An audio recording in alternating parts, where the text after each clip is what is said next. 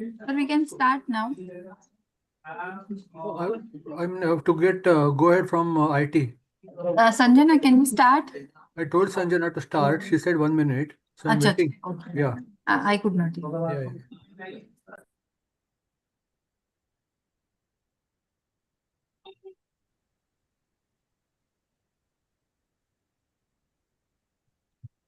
You can start your session now. Okay. Thank you. Good afternoon, doctors. Welcome to this webinar on role of Oseltamivir in flu management, brought to you by Hetero Healthcare. Hetero Healthcare, as you all know, is an innovative pharmaceutical company. Our journey began in 1993. We have 30 years of excellence and 36 state-of-art manufacturing facilities. Hetero Healthcare has 300 plus products in portfolio and presence in 126 plus countries. We have 21,000 employees globally, and we are amongst the largest manufacturers of ARV, APIs, and FDFs in the world. Hetero Healthcare has Asia's largest API manufacturing facility at ACZ Complex, Visakhapatnam, Andhra Pradesh. Hetero Healthcare is 360-degree solution provider, striving to fulfill unmet healthcare needs, reaching to customers across India with wide product range encompassing multiple specialties. Hetero Healthcare pioneers in quality and innovation, and we have distinction of bringing 4 biosimilar products to market within 5 years of initiation. During COVID-19 pandemic era, Hetero Healthcare, the pioneers antiviral, offered to people, to the public, Oseltamivir, Favipiravir, and Remdesivir, for which in August 2020 they received an award of Pharma Excellence for COVID drugs. Today's webinar, role of Oseltamivir in flu management, we have Dr. Pramod Zog sir as our moderator, and Dr. Ketan Shah and Dr. Ravindra Chopra as speakers. Welcome, doctors, to this webinar. Dr. Pramod Zog sir is Professor of Pediatrics, D.Y. Patil Medical College, Pune, President IIPA 2016, Steering Committee Member GAVI CSO 2016-19, Chairman Mini Recipe Module IIP, and author of book Pathology. Dr. Ketan Shah, MD/DCH, sir is President Surat Pediatric Association 2003, National Trainer ATM PSPP ASK IIP, CPIDC How Do I Investigate Rational Antibiotic Practice National TB Module Rapid Module, National Secretary Pediatric Rheumatology Chapter 2005 and 6, Organizing Chairperson National Rheumatology Meet 2006, EC Member Gujarat Pediatric Association 2014 and 2019, EC Member ID Chapter 2013. Welcome, Dr. Shah. Dr. Ravindra Chopra sir is MBBS MD Pediatrics, Chief Pediatrician and Director, Muskan Children's Hospital, Surat. Welcome, Dr. Ravindra Chopra. With this brief introduction, I hand over the session to Dr. Pramod Zog sir. Sir, over to you. Thank you. Thank you very much, Dr. Prashant. And today we have an important program related to influenza and the role of Oseltamivir in the management of influenza. And we have Ketan and Ravindra, and they are in the key role. Okay, so Ketan is for K and Ravindra is for R. So they have a key role to play today. And I will be just introducing the topic to begin with. Actually, the monsoon, at least in my part, is in full swing. And there are quite a few cases of viral infections like influenza, RSV, and dengue going on everywhere. And it is important that the pediatricians are aware about the presentations of all these various illnesses. I always feel that when the monsoon is on, there are some entities, which are very happy.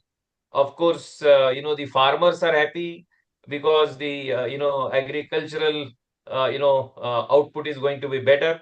The frogs are happy because the frogs are in hibernation for a long time and they come out. The doctors are happy because the number of patients in the OPD is quite high. And the pharma is also happy because the sale of medicines is on the higher side. Okay. So there is only one group of people which is not happy, and these are the parents and children, because children are really, really unwell. And when a child gets any illness, the parents are so tense and they come to the pediatrician saying, sir, इस बच्चे को सर्दी है, खांसी है, बुखार है. And then when I examine the child, I come to understand that there is, a viral infection. Now, few years back, when somebody used to say viral, I used to be relaxed. And then I said, okay, it's self-limiting and antibiotics are not required. But after the pandemic of H1N1 and the COVID-19, now my view has changed. Whenever somebody says viral, I am always afraid. Even recently, this RSV, which is going on, in some of the cases, it took such a bad turn that I was totally surprised. Because some of these illnesses are biphasic. So in the beginning, one feels that, it will be all right in 3 days, 4 days, 5 days. That used to be the case earlier. But now the days have changed. And suddenly, in the second phase, a child may enter into something like, a cytokine storm, and, the child may worsen. So many times I make it a point to tell the parents that though today there is no problem, it is better that you come again and show me after about a period of, say, 4 days or 5 days, or I tell them about some warning signs related to those viral infections. As regards influenza, there are different types of influenza virus, as it is we will be discussing during the course of today's discussion. And they are, basically H1N1, H3N2, and some of the lineages of, this type B, like Victoria, Yamagata, and so on. And every year, this particular virus changes its structure. I always call that this influenza is a naughty virus. Why naughty? Because it changes the structure. And every year, the vaccine, which usually is offered to the children and the adults, also changes. Its composition changes. That is because the virus changes. And that is why many times, the manufacturers have to change the composition of this vaccine. So we are going to discuss many points related to influenza, its structure, the clinical presentation, how oseltamivir is used in these patients, at what phase, and we will also discuss some cases. So I hand over the initial part of the presentation to Dr. Ketan Shah and Dr. Ravindra, so that once the basic discussion is over, we will then have some questions which are there in the minds of all our listeners. So Dr. Ketan, you can start sharing your screen and start with the discussion. Thank you. Thank you, Dr. Jog, sir. It has been really a pleasure to have one of the stalwart of India, Dr. Jog, sir, with us. Sir, our regards from Surat. Dr. Ravi, my friend, and one of the best pediatrician in Surat city. Dr. Ravi, regards from me, and to Dr. Prashant and the hetero team for giving us this opportunity.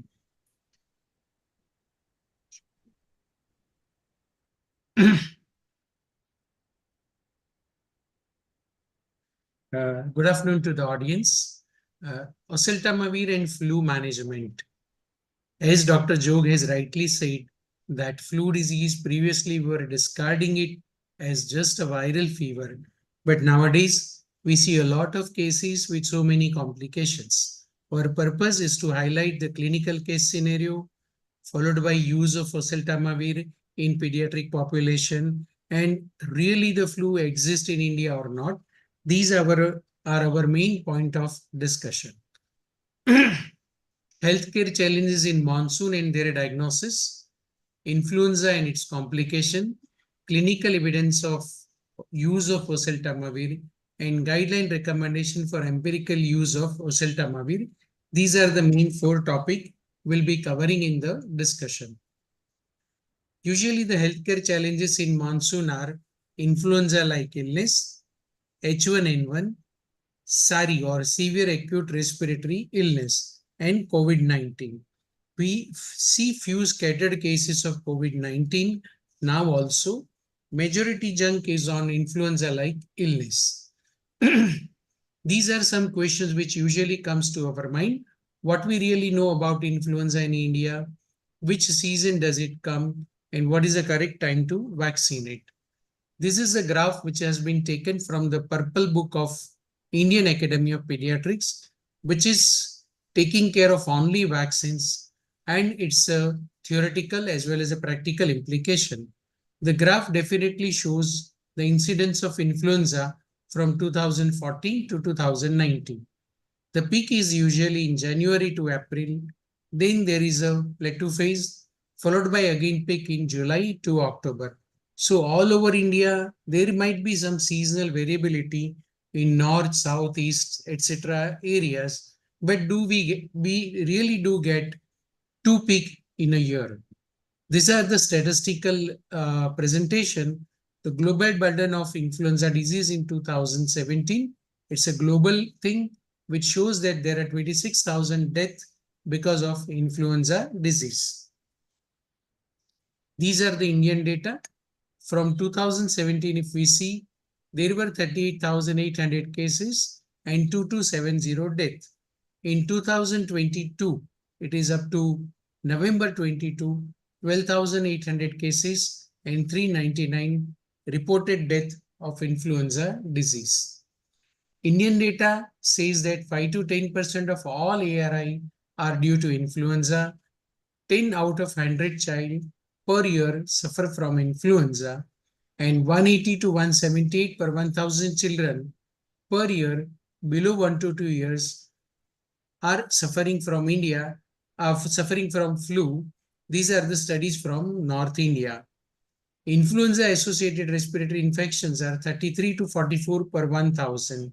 And in 2019 pandemic, 22.8% positive cases of influenza were seen. And in 2015 up to March, more than 30,000 cases with 1809 deaths has been reported from India. These are from the standard agency, ICMR, and the Indian Academy of Pediatrics. Northern India peak is usually in January and March. Central India, July to September. Southern India, September to November. And usually, as we mentioned, that winter and monsoon, we do get the peak. And the pattern of circulating strain varies, as Dr. Jog sir has already informed us. So this is again a graphical presentation of overview of influenza in India. The incidents are significantly high even in 2019. Now over to you, Dr. Ravi. Can you highlight something about these study from Chennai? Over to you, Dr. Ravi. Thank you, Dr. Ketan, for your kind introduction and brilliant presentation till so far. As Dr. Jog already mentioned, that there was once a time then if there was a viral illness, we used to just take it very lightly, and there were hardly any need for differentiation of viral illnesses, and probably no treatment used to be offered or just follow up. But this was one of the breakthrough study when they tried to evaluate the influenza as a cause of viral illness in India. So this was a study done by Department of Virology in 2019 at King Institute of Preventable Medicine and Research, and they analyzed 36,670 specimens. So those specimens were subjected for the influenza analysis. And this was a total duration of around 7 years. These samples were collected and these samples were evaluated. And in this study, they found staggering number of influenza cases. And also, they found that the positivity of the influenza virus started with the onset of monsoon, and it peaks during and post-monsoon months, as Dr. Ketan has already mentioned. Dr. Ravi, we'll be just discussing out the influenza structure. I'm just narrating and I'll hand over to you afterwards. Influenza is one of the most common infectious disease caused by influenza virus. It is highly contagious. When you shake the hand, when you sneeze, when you even yell, probably you are able to spread the disease. It can cause mild to severe illness. Serious outcome of flu infection can result in hospitalization or death. Over to you, Dr. Ravi. What are the types of influenza virus and what is drift and shift? Please mention about it. So influenza is a RNA virus, and it is categorized according to its nucleoprotein and M capsid structure into various types. And the significant human viruses are influenza A, B, and C. And influenza D is mainly for the cattle. So influenza A has M capsid, which has hemagglutinin and neuraminidase. And according to them, the virus is again subtyped into H categories and N categories. Like H is from 1 to 18 and N is from 1 to 11. So for example, most common we know is H1N1 or H2N3. So A virus is basically one of the most significant virus, and it causes frequent epidemics. because it has a propensity to mutate very fast. So, if we'll discuss one thing at this point is that antigenic variation are because of either drift or shift. Drift is a kind of a minor reassortment in the viral antigen, and shift is a total reassortment or having a new virus. So these, why they are important? Because drift causes seasonal strain, which escapes the immune system, and shift causes the whole new virus, which has a lot of implication, and it's a major cause of epidemics, like we had last epidemics of swine flu or H1N1. Similar epidemics has also been reported in previous years with very significant mortality and morbidity. So A is the most notorious virus. Influenza B is the second important virus, which infect only humans. So there are no animal reservoirs, and it causes local epidemic, and it can be an endemic virus also. Influenza C virus infects human and swine. So influenza C infectiousness is generally mild, and it causes very mild respiratory illness, and generally in day-to-day epidemiology, this virus is not considered very significant. Currently circulating virus in human beings are H1N1 and H3N2, which are the most common. But nowadays we are seeing a lot of cases of influenza B also. Dr. Ketan. Thank you, Dr. Ravi, for a very nice elaboration about the A, B, C drift and shift.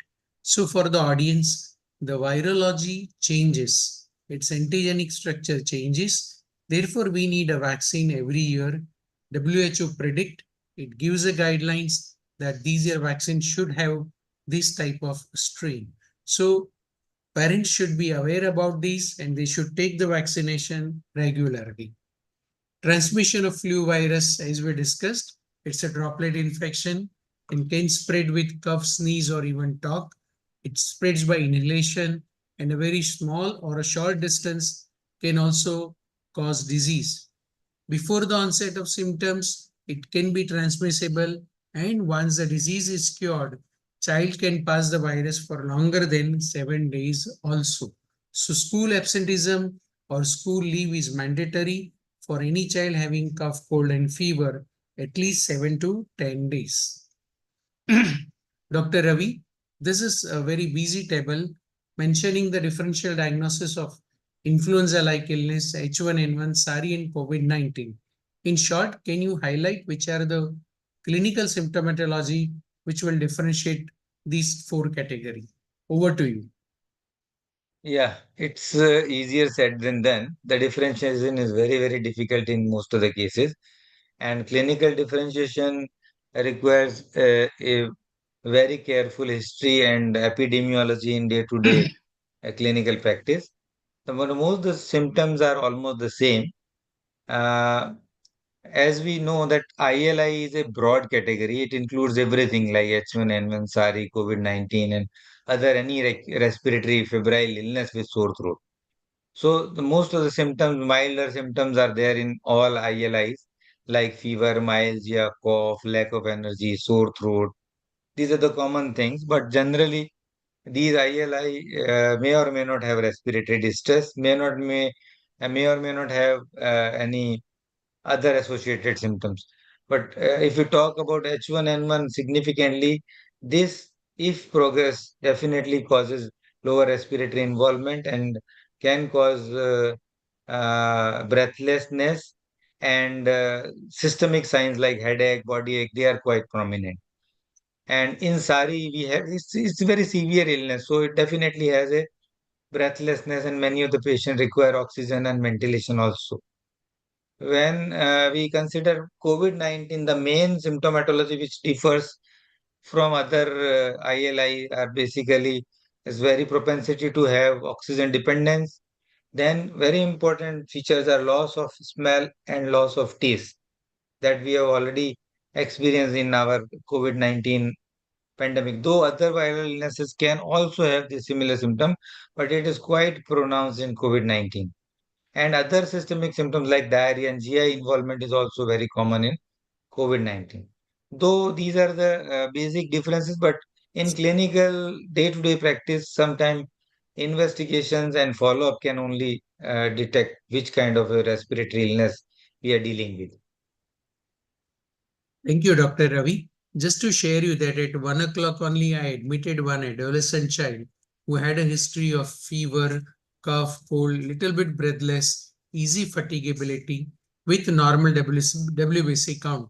She came to me and told, कि sir बहुत थकान लग रही है, खांसी ज्यादा हो रही है, अच्छा नहीं लग रहा है, और सर मुंह में टेस्ट नहीं आ रहा है और स्मेल नहीं आ रही. So she was with dominant symptoms maybe favoring COVID-19. I have just admitted them, not yet tested for COVID-19, but we kept the differential diagnosis of COVID or ILI-like illness. Right. The emergency warning signs of flu sickness, as we all know, as has been taught in PALS also, that A, B, C, any child having a problem with airway, breathing, circulation, CNS sign symptoms, these are the warning signs of any serious disease. In flu, it's primarily respiratory. When you have respiratory compromise, when you have a work of breathing increased, causing cyanosis, causing hypoxia, altered sensorium, tachycardia, these all are signs of seriousness of flu illness. In adult also, when the patient is not able to walk, not able to breathe properly, feeling breathless, sudden dizziness, confusion, these are all signs of hypoxia causing seriousness, indicating seriousness of the flu disease. Dr. Ravi, over to you. Which are the diagnostic tests? Complication we'll discuss afterwards, but can you highlight how can we diagnose flu? Over to you. So, yeah, diagnostic tests generally, like many of them are theoretical, like antigen test and then viral culture. So they are just of, antigenic test is not specific. Viral culture is only for research. The most important test we use day-to-day practice is a PCR.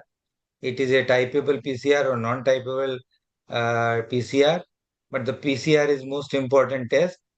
And then in certain cases, there is a role of antibody formation. The antibody titer can be uh, followed up. A weekly increase in the titer can also be one of the indicator of influenza. But for practical purpose, the most common which we use is either a flu panel test, which is a non-typable kind of a PCR, or it is a kind of a multiplex PCR in which it is a typable PCR or WHO standardized PCR.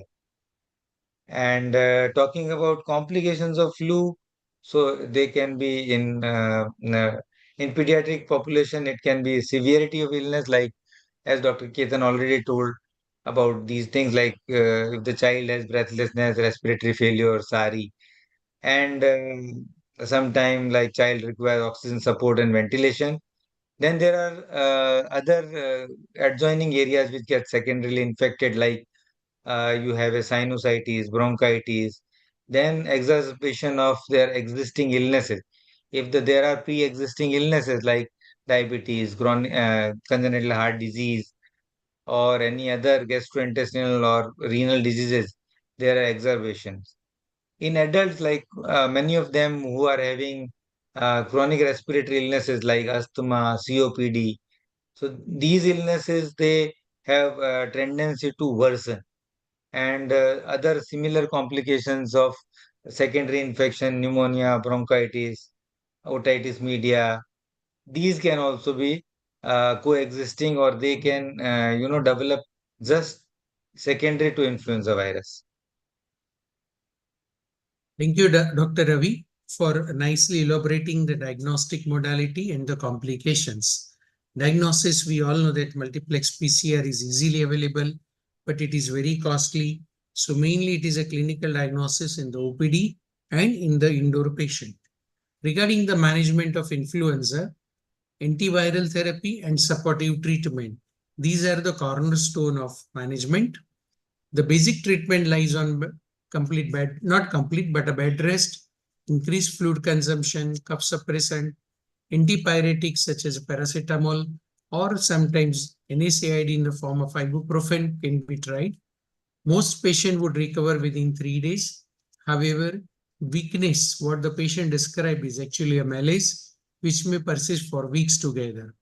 Severe cases may require intravenous hydration and other supportive measures. We usually divide the patient into category A, B, and C. Dr. Ravi, can you highlight what is category A of the disease, B, and C? Over to you, Dr. Ravi. Yeah. So category A is a kind of a mild illness in which there is a fever which is of low to moderate grade and with respiratory symptoms like rhinorrhea, cough, sore throat. So if this illness is further progressed or complicated, then it is a B kind of category. So if we talk about the treatment, category A requires just supportive treatment, maybe paracetamol, sometimes saline nasal drop or cleaning of the nostrils. So these are the common things or some home remedies for like honey or something in older children. So category B is one of the progression of the influenza virus infection. So it can be B1 or B2. B1 is basically higher kind of a viral infection with the form of high grade fever. So if it is more than 102 and with associated symptoms of severe sore throat and severe symptomatology, or if there is any pre-existing disease along with a category A, like for example, if the child is a case of chronic renal disease, or child is a case of COPD, child is a case of any other congenital heart disease, etc., etc. So these all comes under category B2. Plus, especially all kids less than 2 years of age, and especially very young kids, they will come under category B, and elderly, more than the age of 60 years, they also come into category B with even the milder kind of infection. Category C is a kind of a complicated influenza in which there are complications of breathlessness, severe fatigue, dehydration, decreased urine output, and prolonged illness with secondary peak of the infection. So disease starts settling and then there is a sudden surge in the disease. So these all are category C, and these patients require hospitalization and sometimes they require ICU management also. Category B requires investigation and oral antiviral therapy, whereas category 1, as I already enumerated, that they require just supportive treatment. Thank you, Dr. Ravi, for differentiating the presentation scenario in A, B, and C variety. Now we'll move towards the antiviral drugs.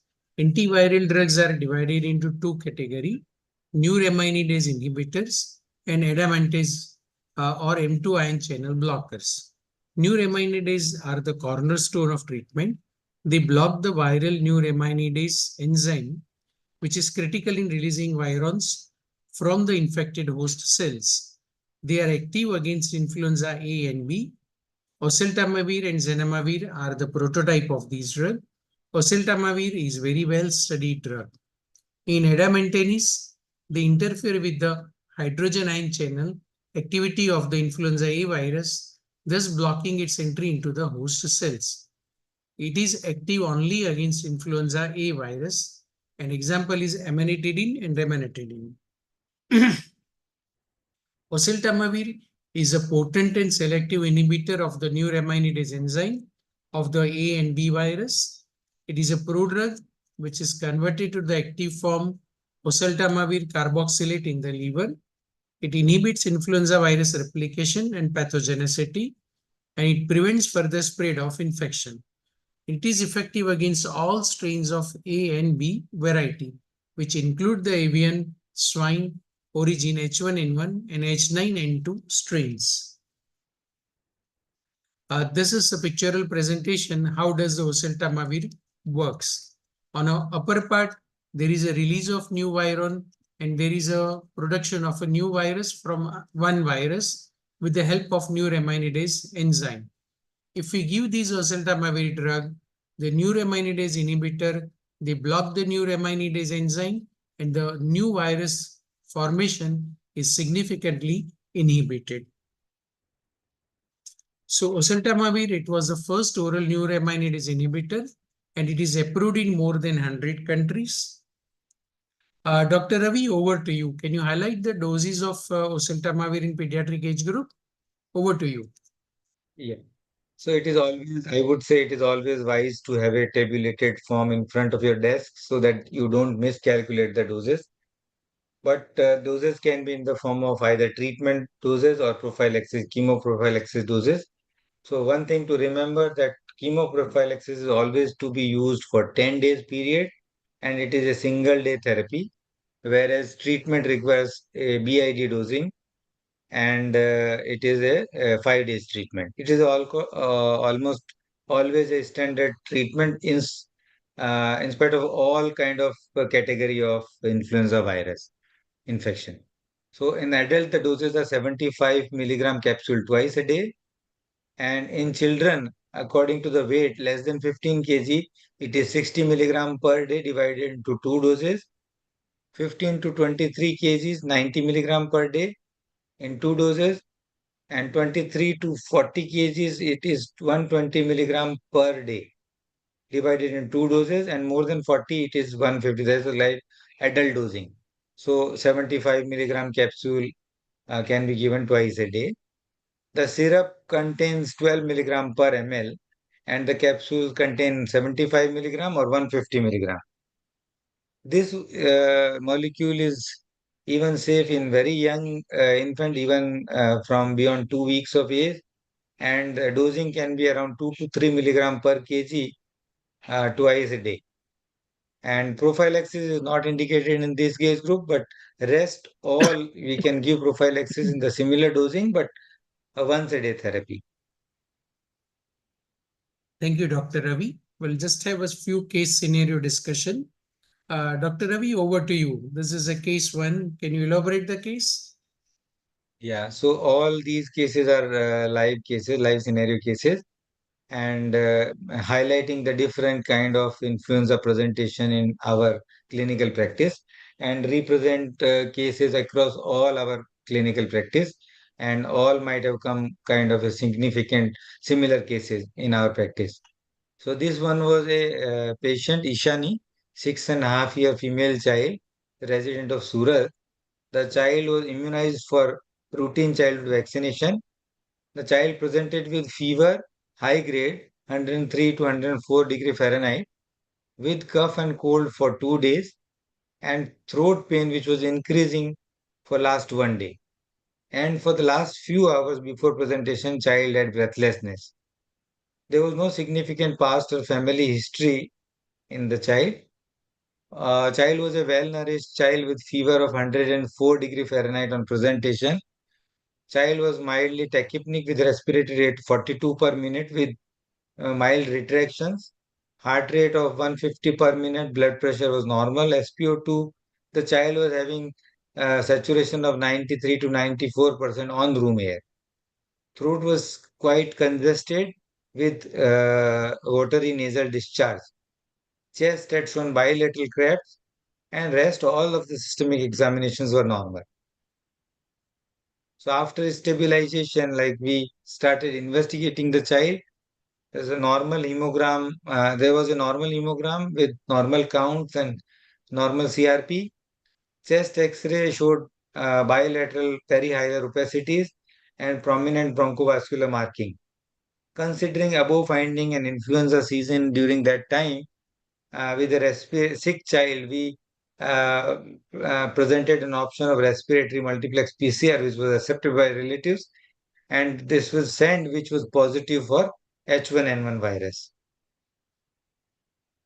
So during the course of admission, child was started on IV fluid, oxygen inhalation with nasal cannula, and oral oseltamivir was presumptively started. And after sending the sample, the child continued to have high grade fever for the next 24 hours and requires paracetamol infusion.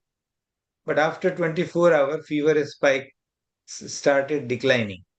Respiratory distress settled down, and child gradually weaned off from oxygen in the next 24 hours.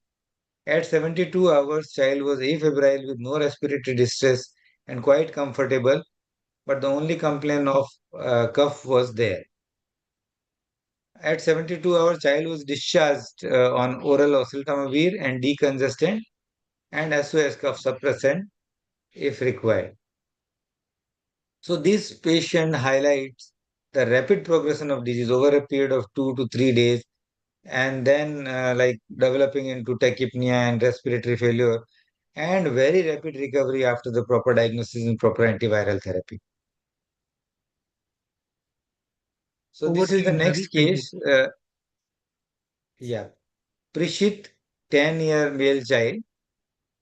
He was a known case of seizure disorder on oral valparin, and the child was seizure free for almost more than a one year period. Child presented with persistent cough for 3 days, fever for 3 days, 102 to 103, with severe weakness, body ache, and heaviness of the chest. And just before presentation, child had one episode of stiffness of the both upper limb and uprolling of eyes, which was very transient according to the parents. Child was admitted in emergency. Child's weight was 33 kgs, height of 137, temperature 101, mild tachycardia and mild tachypnea, 38 per minute. Child was fully conscious, oriented, with no abnormal movement on presentation. Throat was grossly congested and chest had bilateral conducted sound and bronchi. CNS and other systemic examinations were absolutely normal with no motor deficit. Next. So we investigated the child simultaneously with a hemogram of 12.5. Total counts were 4,900 on lower side with neutrophilic count of 70% with normal platelets. CRP was little borderline high, 18.6, and chest X-ray had shown bilateral perihilar prominence. And we sent a flu panel on admission, which was suggestive of influenza B virus. So this is kind of a X-ray for that child showing the prominent bronchovascular marking right from the hilum to the bottom of the chest. So child was started on IV fluid, IV amoxiclav and levosalbutamol nebulization, and oral fluvir was also added after the report.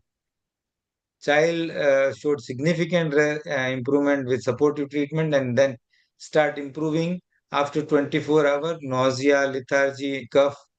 They persisted for a couple of days, but respiratory symptoms vanished very soon.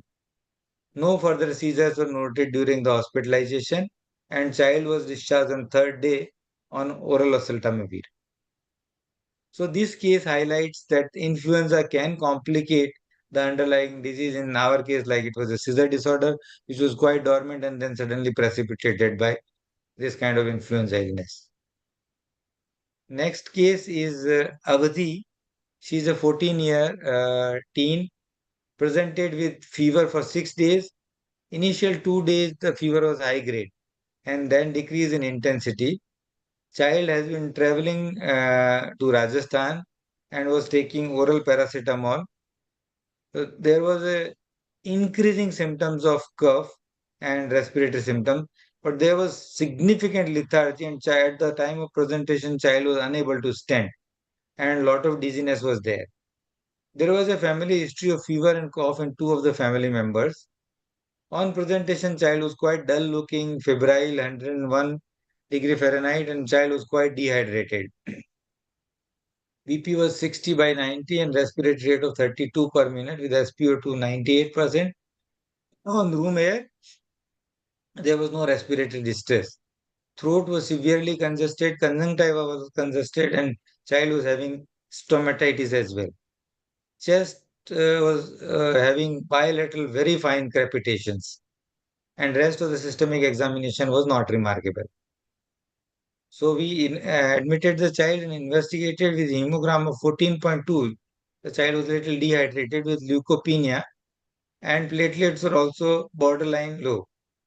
CRP was normal, chest X-ray, the typical lower zone haziness with bronchovascular marking prominent, and BioFire showed influenza A H1N1. So child was started on IV fluid rehydration and IV ceftriaxone at that time because we were not sure initially on admission, with nebulization and added on to oral oseltamivir after getting the influenza report. Though it was 6-7 days of illness, but we started oseltamivir. After rehydration, child shows significant improvement in general condition, but respiratory symptoms and all other symptoms gradually improved over like next 36 hours of oseltamivir. And at around 36 to 48 hour, child improved dramatically with improvement in fever and respiratory sign and general well-being of the child. And child was discharged on oseltamivir on third day of admission. So this case depict the effectiveness of oseltamivir even in the later stages of influenza illness. Generally, we prescribe oseltamivir in the initial 48 hour. We say that it is most effective. Yes, it is most effective in the early stages, but given a chance, we can start oseltamivir in the late stages of disease, which can be quite useful. Over to Thank you, you. Doctor. Thank you, Dr. Ravi, for nicely elaborating all these three cases. These were genuinely or real cases which Dr. Ravi had seen, and a very important message, sir, is highlighted that early treatment, early recovery, and if the patient is late in presentation, then also oseltamivir works very well. Few more case scenarios highlighting the importance. Any child who is a 2-week-old had history of fever, cough, cold, and a family history of cough, cold, and fever. These are likely to be a viral respiratory illness. And in a given scenario, when the adults are also affected, this is more likely a flu disease. If adults are not affected, then probably RSV epidemic, which is going on in the India. We need to consider RSV if there is no family history, but family history is there. So this is also likely to be a flu-like disease, and the oseltamivir is justified in these age group. Known case of nephrotic syndrome on steroid, already immunocompromised, not vaccinated for flu and other vaccination, presenting with acute respiratory tract infection. Even if he belongs to category A, he is a real candidate for oseltamivir because he is on steroid and not vaccinated. Same way, 9 years old, known case of asthma with respiratory symptomatology. Here also, oseltamivir is recommended because oseltamivir or a flu disease can be serious in asthma, and asthma can be worsened with flu-like illness. So this is a wonderful drug for walking pneumonia and early onset severe symptoms. This is what we highlighted in the previous cases. There are some benefits of empirical use and early use of oseltamivir. Various clinical trials are there. If you use oseltamivir in influenza-like illness, it reduces significantly the use of antibiotic. It reduces significantly the hospital stay and influenza-like disease-related complications. So oseltamivir is recommended in all serious variety of SARI cases or influenza-like illness.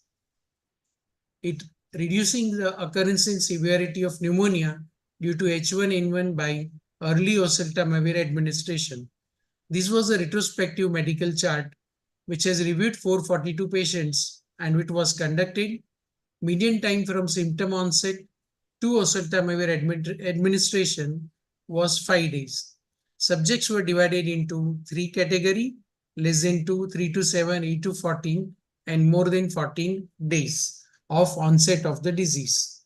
And it has been found that the probability of severe pneumonia or probability of any severity of pneumonia significantly reduces if you start the oseltamivir earlier. Again, patients with a shorter time to oseltamivir administrations were discharged earlier from the hospital. This is also the study highlighting the early discharge. Even in our 3 cases which Dr. Ravi has highlighted, all 3 patients were discharged within 3 days. So early administration of oseltamivir reduces the seriousness of the disease, and early discharge is expected. The recommended duration for post-exposure prophylaxis is 10 days, and for the community outbreak, prophylaxis may be up to 6 weeks. And if patient is immunocompromised, maybe up to 12 weeks, and the treatment should be started earlier, as we are discussing on that. The guideline recommendations are from the WHO also. Empirical treatment is strongly recommended. Treatment should be started as soon as possible. Laboratory confirmation is not compulsory before starting the treatment. Negative report does not rule out H1N1 or flu disease. And if high-risk individuals have been exposed to a patient with influenza, consider presumptive treatment with oseltamivir. This has been recommended by Ministry of Health and Family Welfare, Government of India, and empirical use is justified according to the Indian government also. In adults with community-acquired pneumonia who test positive for influenza, should the treatment regime include antiviral therapy?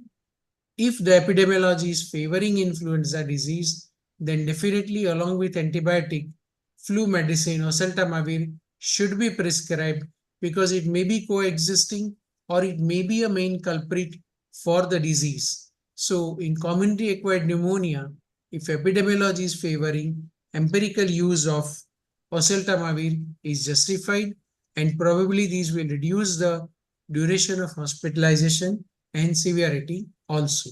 So in summary, proper diagnosis and early treatment can prevent flu complications.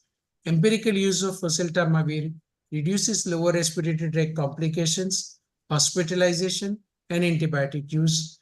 WHO, Indian government, American Thoracic Society all recommend empirical use of oseltamivir. Thank you. Thanks to Dr. Ravi, Dr. Prashant, and respected Dr. Jog sir for being with us. Over to you, Dr. Jog sir. I'm stopping my screen share. Thank you. So it was a great discussion, and now our listeners now are aware that we have a very good antiviral agent for the management of influenza. In general, antivirals in our armamentarium are very few, and one of them is oseltamivir. And I have a few questions from the listeners, and I thought it is better that we clarify some of these important points. So one of them is about the use of antibiotics and oseltamivir in a given child with respiratory infection. Many times it so happens that a child comes with fever, cold, and cough, and our pediatric colleague is unable to differentiate whether it is viral or bacterial. And sometimes he's confused as to what is to be done, whether I start with amoxicillin or whether I start with oseltamivir or I wait for 3-4 days and then start something. So Dr. Ketan, how would you rationally decide the choice of medication in a given child coming to us with fever, cold, and cough? Thank you, sir. Basically, the clinical presentation, as we have mentioned, that if it is a category A of a viral disease, like having a running nose, cough, cold, red eye, watering of the eyes, and a family history, we suspect a viral fever. If there are multiple members affected in the family, the chances of having flu disease are very high. If the child is below 6 months or 1 year and no family members are affected with cough, cold, and running nose, this could be another virus. And on clinical background, we divide them into A, B, and C category. If child is C category, probably antibiotic and antiviral both are justified till we arrive at the diagnosis.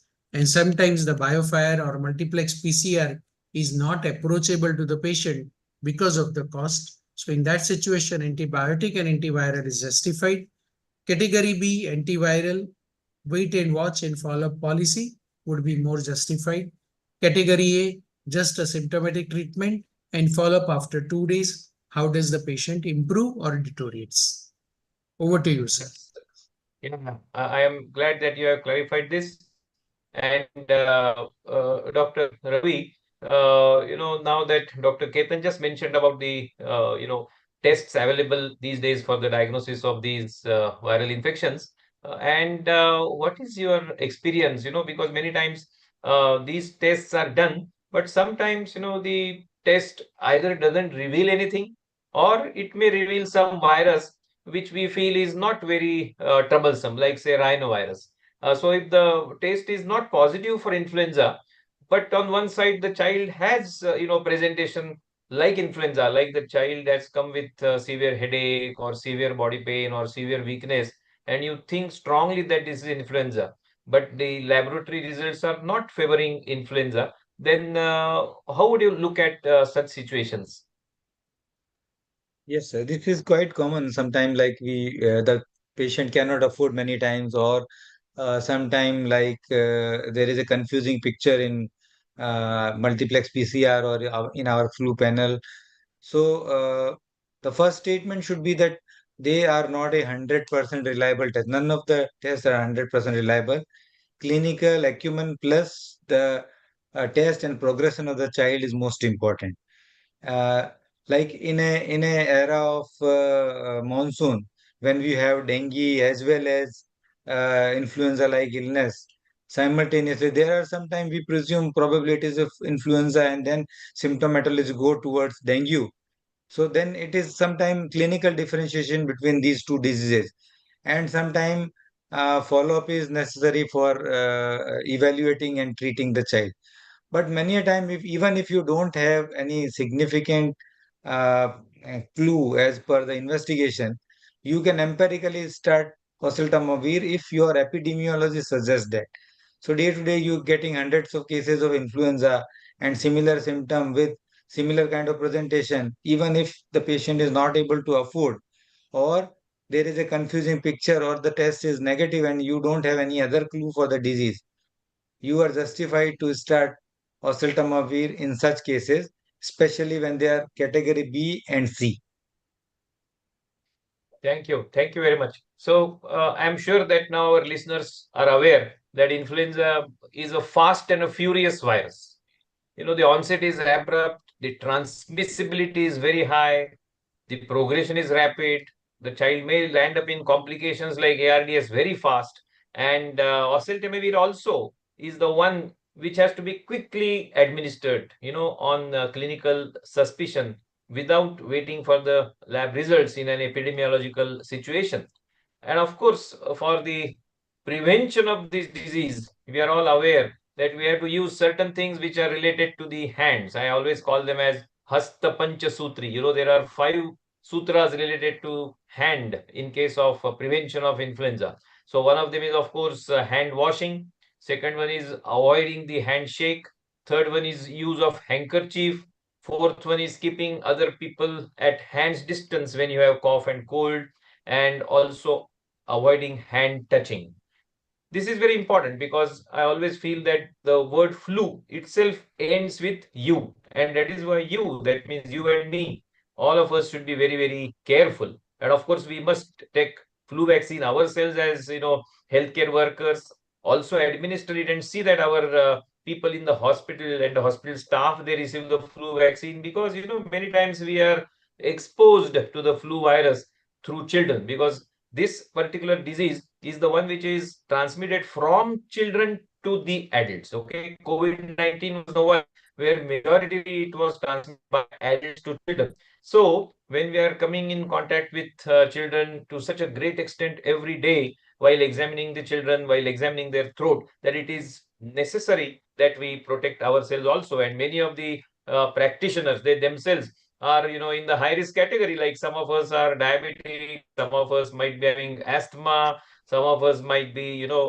having some other problem where we are falling in that high risk category, and that is why it is essential that we protect ourselves. So with that, I thank Dr. Ketan and Dr. Ravindra for giving this excellent information with the help of the cases, and also clarifying certain doubts in the minds of our listeners. And with that, I say namaste, because virtually I can always say namaste. And this is also true in our practice, where we should avoid handshake and only say namaste, so that all these illnesses which are transmitted by the fomites are kept away. Thank you very much. Thanks, sir. Thank you very much. Thanks, Dr. Ketan. Thanks, Dr. Ravindra. Thanks for lovely presentation and insights into the case studies, live case studies. Thank you very much. I'm sure the audience has benefited out of our interaction. Thanks all the audience who took time and attended this. Thanks, Sanjana. Thanks, Samriddhi. Thank you. Sir, we can log off. Thank you, sir. Thank you. I will join again in 15 minutes. Yes, time. sure. Thank you so much. Okay.